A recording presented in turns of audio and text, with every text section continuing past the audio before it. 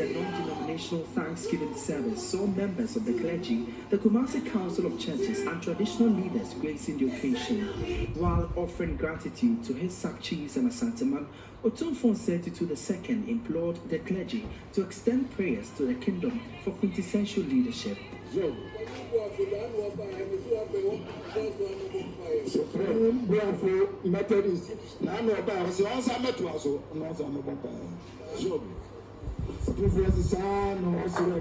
I always ask the clergy to pray for me.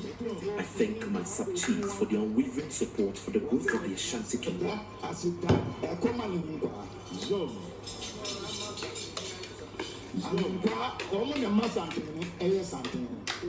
It is by your efforts that we are here today. I want to charge you all to continuously serve togetherness and peace.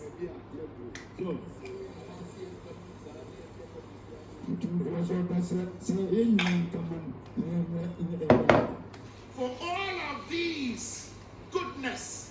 Presiding Bishop of the Methodist Church Ghana, Most Reverend Paul Otumfour, eulogized the king for his exemplary leadership.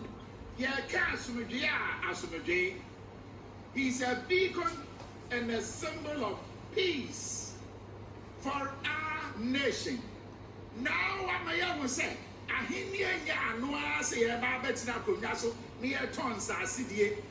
what my young will say, Ahinia goes with development. And no one take your mouth when you're able. They are cassette. As that count.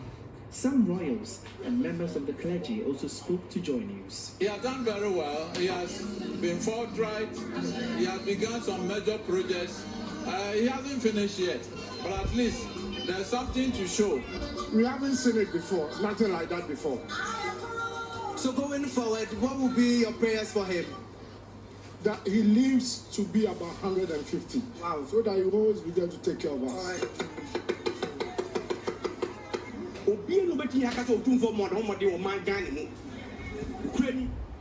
So in Papa for an acid, the oil and Sonia, and go or Chairman could be a man. And to for one is Missy and Nedom. What they say, he's do the moral job, the good sense. I will be up again and conquer. And he's done so many things to show the brilliance of our culture, you know, that others may see and follow. You understand? On May 12th will be the Grand Debate.